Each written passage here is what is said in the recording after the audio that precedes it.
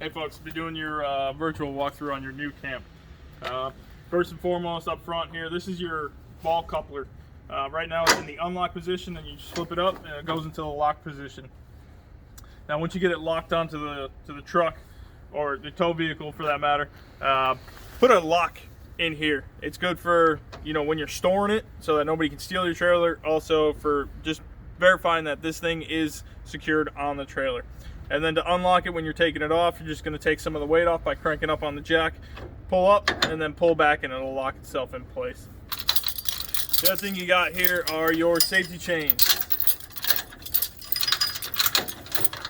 These are going to hook to the tow vehicle. You can crisscross them one time, it's fine. And then you have your safety breakaway cable. Now this you want to hook separately using a carabiner, 20-30 pounds. Like this guy right here. Just gonna clip it in, and then you'll clip it to the same hook on the tow vehicle as you do with the hooks on the chains. What'll happen is, if the trailer ever comes disconnected, this will pull out of a little box and it engages the brakes to keep it from running away on you. Okay. Manual crank tongue jack. This is to raise and lower the tongue. It does come with a wheel foot, so that way you can wheel this thing around. Say you're getting it into your garage, you get it close and then have the wheel on there, grab these handles and push it in, or if you're trying to get it out of the garage, you can grab these and pull it out. Just makes it easier to maneuver around. Spare tires mounted up front here. It's just these two nuts that are holding the spare tire on. Okay. In this compartment, which just has these little pull tabs on them, you gotta pull them out, pull them down and out to open it up. You have your battery disconnect switch. This is very important for when you're storing the unit. Right now it's in the off position. Quarter turn to the right turns it on. When you're storing this unit, you want to shut that off, so that way nothing's draining the battery down. Your fridge runs off a 12 volt, so that's definitely going to run that battery down dead if you leave that on. Speaking of your battery, you do have a Group 24 deep cycle battery, wet cell battery in here. And it does have a external solar panel hookup here, as well as the solar panel up on the roof that's always charging that battery as long as there's sun out. Also in here is your 20-pound propane tank. These tanks are good for 10 years. From the date stamped on the side, this tank was built in September of this year, so it's good for another 10 years. You get these refilled. Don't do the propane exchange. It's just, you know what you have when you get your tank back from being filled. As long as the overflow protection device is still working, there's no damage to the ring or anything like that, they'll refill it. Okay, so you just want to make sure this thing's off, take the coupler off, and then loosen up this wing nut right here, and that tank will come right out. Around the sides here, you do have stabilizer jacks. There's one on each corner. There's two in the front and two in the back. And in this compartment is your black tank. To remove the black tank, to dump it out, you're going to pull up on this little green tab, pull this guy out. Then you're going to flip open this. This would have a cap on there, which is inside. You take the cap off, go over to where you got to dump it out, flip it over. And as you flip it over, there's this little green button here. It acts like a vent. Push that vent. It's going to help drain the rest of that water out. Okay, once it's done, then you can put the cap back on, put it back in. There are instructions in there. You do have to put some chemicals in there, but that is in there for you. Okay. You got a 30-amp short cord right here. This is your short cord hookup. There's a little lock collar on here. Keeps it in place from falling out. It can only go in one way. This little J hook right here has to get hooked up to this prong right here, and everything will line right up. Goes in, put that lock collar on. Okay. Down in this compartment is your water hookup. This one right here is your city water hookup. It's also for your freshwater tank fill. Now, if you need to fill that freshwater tank, the instructions are all right here as to which position these valves need to be in to fill the tank. So right now, these are in the city water position. So you need them in that position when you're hooking up city water at the campground. Now to fill that tank, you're just gonna rotate that valve down as it says in the instructions, and it'll fill that tank. Once that tank's full, underneath the camper, it'll start spitting out water. That's when you know it's full. You can shut that off. And then when you go to work off that fresh water tank, you put the valves in this position for dry camp, and you'll have to run that fresh water pump to have that fresh water at your sinks and your shower and your toilet. Like I said, normal situation, you're just going to have it in that city position there. Now these two valves on the blue line and on the red line here, those are low point drains. Those are for winterizing purposes. And then you do have your winterized hookup right here as well. That's where you would put in antifreeze through the system. And if you are going to be putting antifreeze in through the system, there is a hot water heater bypass valve that you'd want to put into bypass, so that way you're not having to put extra antifreeze in through the system. This little guy right here that says Aldi on it, this is a exhaust and air intake for the Aldi heating system. That's for your hot water and your heat as well. In here is an outside shower. Pull this hose out and you have your shower head and your hot and cold. Just set it and turn it on and off with this. Okay? And this just gets pushed back in here. All right. Down here you have your gray tank drain. Right now the cap's off of it and the drain's up to the left right there. It's that little T handle. You're going to pull that to help drain that gray water out. Then you can also see you have your stabilizer jacks back here as well. Also on the outside, you do have the Thule rack, the roof rack. You can do bikes, kayaks. There's all sorts of different attachments you can put on there. Okay, and you do have this rugged bumper bar there.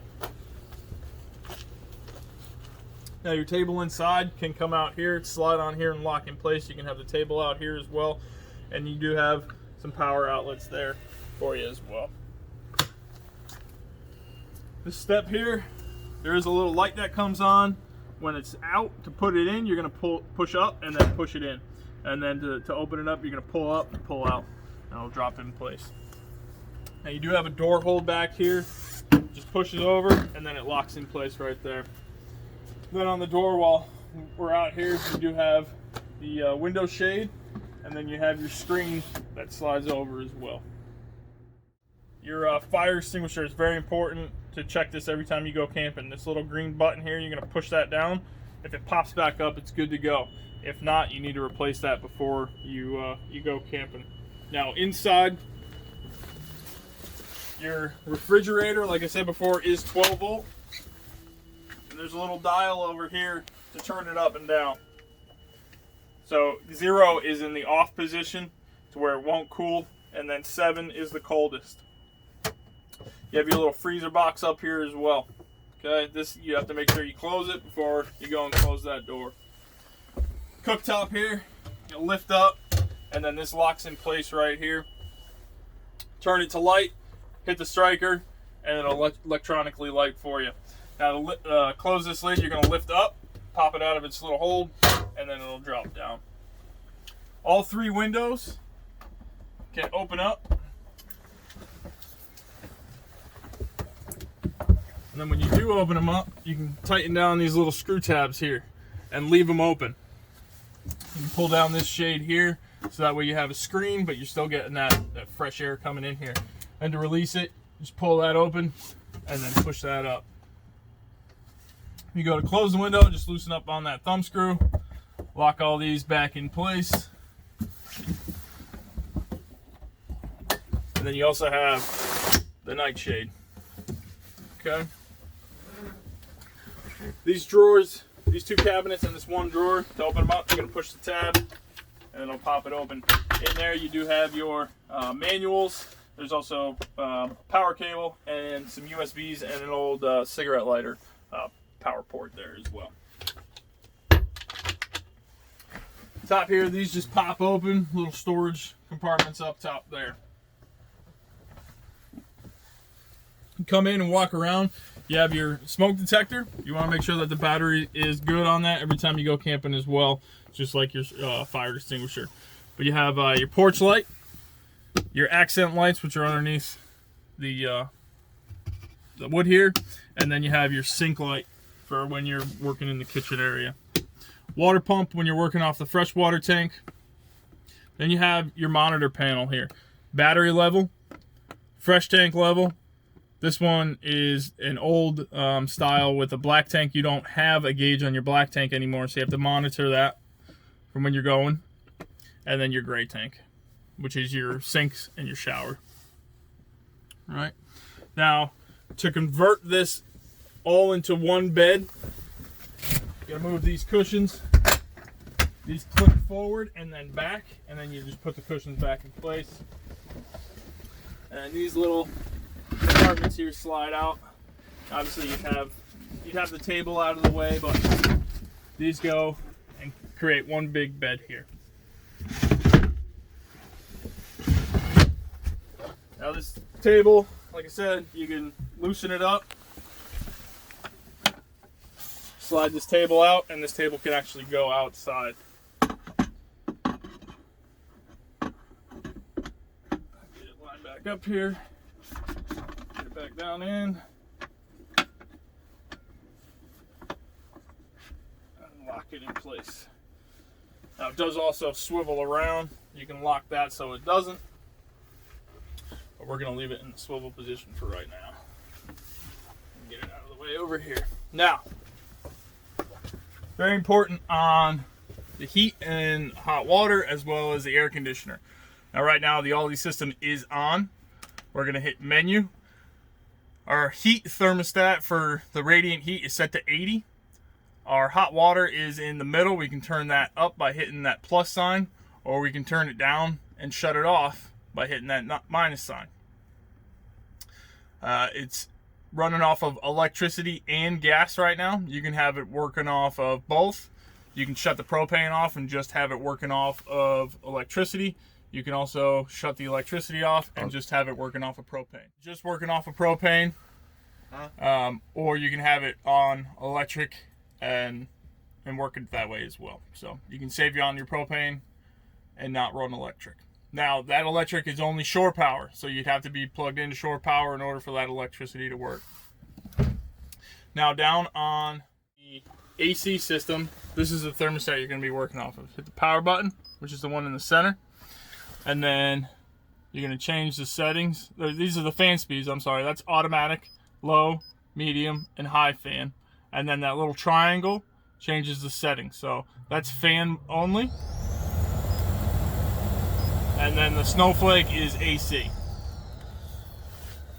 Okay? And then you can adjust your temperature up and down with the plus and the minus arrows. Okay? And then down here, you have your LP carbon monoxide detector. If this guy's going off, get on out, shut the propane tank off, leave the door open, and hopefully that alarm will stop. Now, excuse me. Once that alarm stops, leave the propane off. If you're at a campground, you can still use the microwave. You'll still be able to use your air conditioning, and you still be able to use the fridge as well as the hot water heater on electric. So you're not going to be completely stuck. But if that alarm did go off, I would definitely make sure to get it brought into a service center to check for any kind of leaks. So next to that is your GFI outlet. If one of the outlets isn't working, I'd come and check this guy first, see if it didn't pop. Then you have your 110 breakers and your 12 volt fuses in your power distribution center. Okay. If you guys have any questions, you can give us a call. Hopefully this video helps, and we'll be able to try and walk you through it.